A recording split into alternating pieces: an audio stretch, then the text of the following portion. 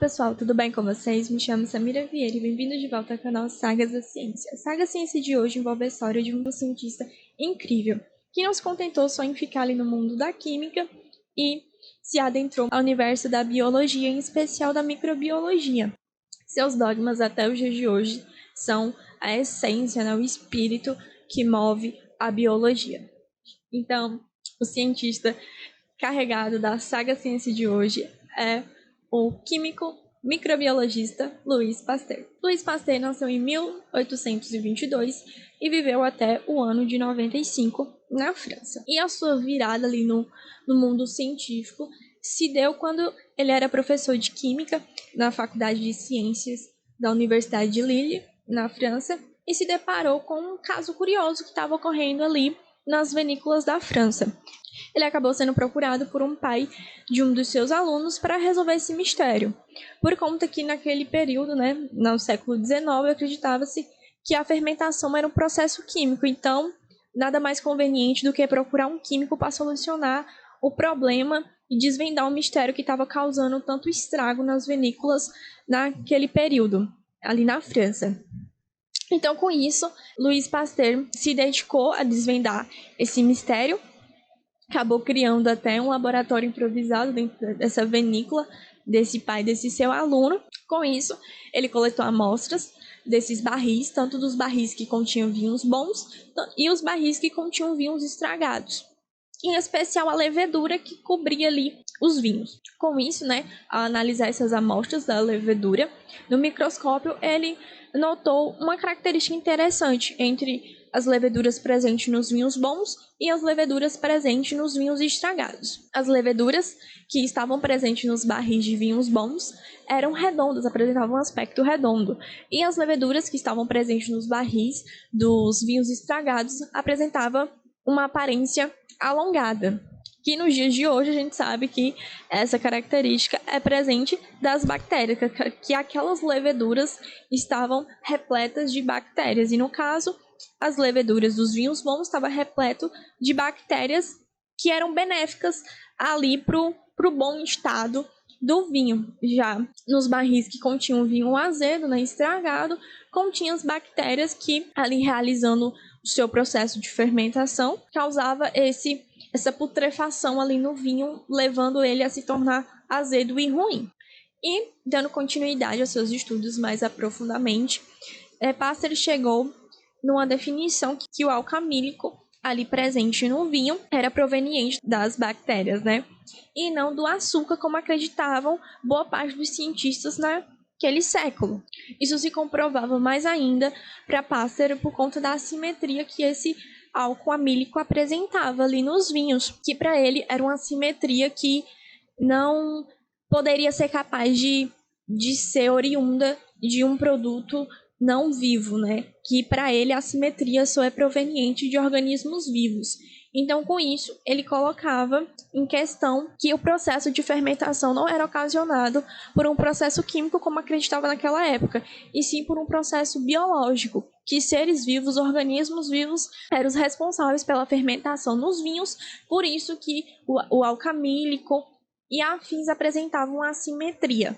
E isso só era possível por conta que só o ser vivo era capaz de produzir coisas tão assimétricas na natureza e perfeitas, e que jamais uma substância química, por exemplo, como o açúcar, seria capaz de tanta perfeição, e isso colocava em questionamento e derrubava, de certa forma, uma teoria que era tão presente, tão sólida no meio químico, entre os químicos e os cientistas naquele período. Com isso, começaram a aparecer cientistas que colocavam em dúvida essas hipóteses, teorias de Louis Pasteur. E uma delas era o seguinte, que as leveduras, por exemplo, em carne e putrefação, não era possível enxergar leveduras. Então, como assim a levedura é responsável pelo azedamento dos alimentos?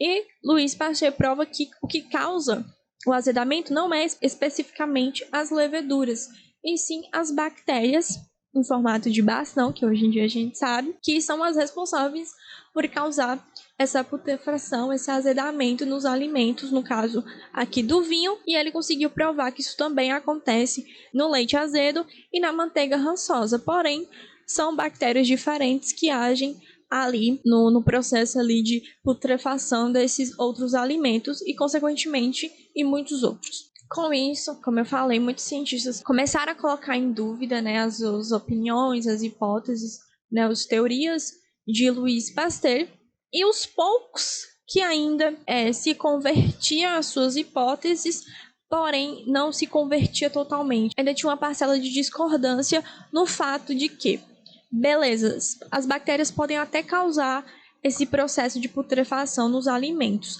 porém essas bactérias surgem do nada. Porém, Louis Pasteur acreditava que essas bactérias não surgiam do nada, que não existia o surgimento de organismos vivos de forma espontânea e que sim, esses organismos eram oriundos da poeira do ar e que foi aí que surgiu o seu dogma que vida gera vida. Com essa sua hipótese, né, que organismos vivos não geram do nada de forma espontânea, e sim que vida gera vida, isso bateu muito de frente com os dogmas religiosos que eram muito presentes na sociedade no século XIX. E que até os cientistas, né, que de certa forma deveriam ter uma mente mais aberta, vamos dizer assim, em sua maioria eram pessoas muito fiéis, católicos, religiosos, e que infelizmente essa cabeça, vamos dizer, doutrinada pela igreja, vamos dizer assim, muitas vezes colocava a ciência até em perigo, em descrédito, principalmente como cientistas como Louis Pasteur colocavam em xeque, né, esses dogmas religiosos e acabava comprovando o contrário do que a igreja acreditava em relação à existência de seres vivos e muito mais. Na tentativa de provar uma vez por todas as suas teorias, meio que calar a boca do povo, né? Ele realizou um experimento muito simples, mas que foi de suma importância para concretizar suas hipóteses e teorias. E essa pesquisa resultou no seguinte: ele pegou 2 pedaços de carne, ferveu para ter a certeza ali que eles estariam livres de qualquer micro-organismo que pudesse interferir ali nos resultados do experimento, e depois que ele ferveu, ele colocou cada pedaço em um recipiente de vidro. Porém, um recipiente continha uma boca reta e a outra continha uma boca no formato de S, com uma curva. Mas por que essas bocas diferentes? Por conta que o recipiente de vidro que continha a boca reta permitia a passagem livre do ar e, consequentemente, dos micro-organismos que estavam ali presentes na poeira do ar. Mas já o frasco que continha a curva, né, ele impedia ali a passagem do ar e principalmente dos micro-organismos que poderiam estar contidos nesse ar. E com isso impedia que esses micro-organismos chegassem a esse pedaço de carne. Sem eles poderem chegar nesse pedaço de carne, eles não iam conseguir realizar a putrefação desse alimento, diferentemente do outro frasco que estava com a passagem livre para esses micro-organismos, e ali os micro-organismos iam conseguir realizar o processo ali de putrefação. Então, realizando esse experimento, ele chegou nessa conclusão que realmente o frasco que continha a boca reta foi contaminada e acabou ocorrendo ali um processo de putrefação. Mas já o frasco que continha a boca curvada, o alimento acabou não sendo contaminado por micro-organismos e com isso não foi visível ali a ocorrência do processo ali de putrefação.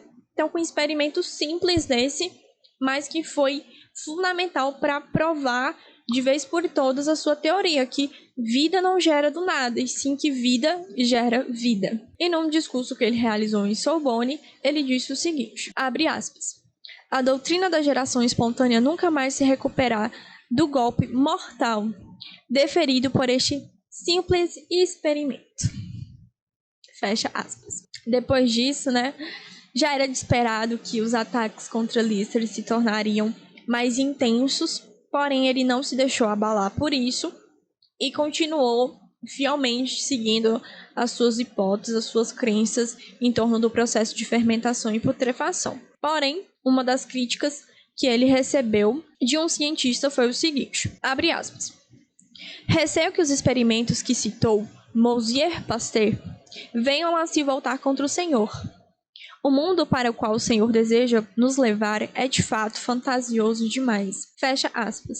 E assim, né, Louis Pasteur deixou de ser um médico brilhante, né, de ter esse conhecimento ali no mundo dos cientistas, dos pesquisadores, e passou a ser um cientista rebelde, vamos dizer assim, por conta de os seus estudos estar batendo muito de frente aos dogmas religiosos.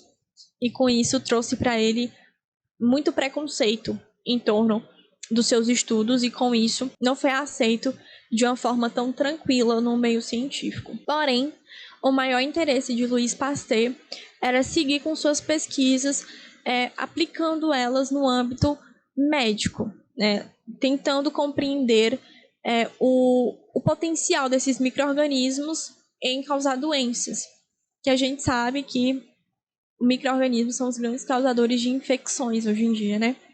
E Louis Pasteur, que tinha um grande interesse de transferir, né, de alavancar essa sua pesquisa para o âmbito da medicina, principalmente porque ele tinha um desejo pessoal por conta que ele perdeu 3 filhas para a doença de tifo entre os anos de 1859 a 65. Porém, como ele não tinha os conhecimentos necessários e nem os títulos, ele não pôde prosseguir com esses seus estudos e realizar esse seu desejo, né, pessoal de compreender melhor as doenças infecciosas, contagiosas. Porém, 2 médicos acabou tendo conhecimento dos estudos de Pasteur e progrediu com seus estudos, aplicando agora no âmbito da medicina. Antes disso, ele fez um relato comovente, que foi o seguinte, abre aspas: como eu gostaria de ter o conhecimento especial de que preciso para me lançar por inteiro no estudo experimental de uma das doenças contagiosas. Fecha aspas. Mas, para sua alegria, né, como eu já tinha comentado, 2 médicos levantaram o interesse de prolongar as pesquisas de Pasteur no âmbito da medicina. Um deles foi o Sr. Thomas Spencer Wells, que era cirurgião do Hospital Green Victoria, que no evento da Sociedade Britânica de Medicina, ele acabou realizando um discurso e colocou isso em pauta, né, esse seu interesse em aplicar os estudos de Pasteur no âmbito da medicina. E ele disse o seguinte: em sua fala, afirmou que a pesquisa do cientista francês sobre a decomposição do material orgânico lançava luz sobre as causas das infecções pútridas. Abre aspas. Aplicando os conhecimentos que devemos a Pasteur sobre a presença de germes orgânicos na atmosfera, é fácil compreender por que alguns germes encontram seus nutrientes mais apropriados nas secreções dos ferimentos ou no pus, e por que modificam esse último a ponto de convertê-lo num veneno quando absorvido. Fecha aspas. Porém, o Wells não prosseguiu com esse seu interesse, mas, para a alegria de Louis Pasteur, esse seu desejo não morreu em Wells, e sim ressurgiu no médico Joseph Lister, que já tem um vídeo aqui no canal contando detalhadamente a saga de Joseph Lister em torno da compreensão das infecções hospitalares. Mais brevemente, os estudos em torno da compreensão das infecções hospitalares realizada por Joseph Lister teve a sua base fundamental, que foi os estudos de Louis Pasteur. Como Louis Pasteur provou, né, que existem micro-organismos no ar e tais, com isso ele conseguiu desenvolver medidas, né, para diminuir os casos de infecção no ambiente hospitalar, que era uma coisa que ocorria em massa nos hospitais públicos da Europa no século XIX, que muitas pessoas que acabavam tendo que recorrer a hospitais públicos, que geralmente eram pessoas de classes sociais mais baixas, porque quem tinha condições acabava contratando um atendimento médico particular em sua residência. Então, muitas dessas pessoas que acabavam recorrendo, infelizmente, aos atendimentos públicos nos hospitais, que de certa forma era precário, acabavam morrendo de infecções hospitalares e nem do que acabou levando elas ao hospital, um ferimento ou uma doença em afim que acabou tendo que se submeter a uma cirurgia. E sim, o que levava muitas pessoas à morte em hospitais naquela era eram as infecções que acabavam essas pessoas pegando nos hospitais, principalmente em situações de pós-operatório, por conta das situações que eram lástimas naquele período nos hospitais, e as situações em que eram realizadas cirurgias, a falta de higienização das enfermarias e tais levava a muitas mortes por infecção hospitalar, mortes que hoje em dia são bem evitáveis, porém naquela época era o maior causador de mortes pacientes em hospitais. Mas graças ao estudo de Louis Pasteur, que deu esse fundamento, essa base que Joseph Lister precisava para prosseguir nos seus estudos em torno da compreensão das infecções hospitalares, Joseph Lister conseguiu desenvolver um antisséptico com a base de ácido carbólico, e um antisséptico é muito famoso, Listerine, né? Foi um antisséptico criado, homenagear Lister, porque a pessoa que desenvolveu o antisséptico bucal acabou tendo essa ideia por assistir uma palestra de Joseph Lister, apresentando ali os seus conhecimentos em torno das infecções e dos micro-organismos que são os causadores de grande parte das infecções. Então, por isso, né, por essa grande influência que Louis Pasteur teve na sociedade, né, científica, principalmente no âmbito da biologia, da microbiologia, e que se ramificou, né, para a medicina, e com isso salvou tantas vidas, né, de mortes tão penosas e evitáveis por conta de infecções hospitalares, também graças ao auxílio, né, de Joseph Lister. Louis Pasteur se torna um cientista admirável, que merece todo o seu reconhecimento pela sua contribuição para a ciência. E com isso, o vídeo fica por aqui. Espero que tenham gostado e até a próxima. Beijos e tchau! Audio Jungle.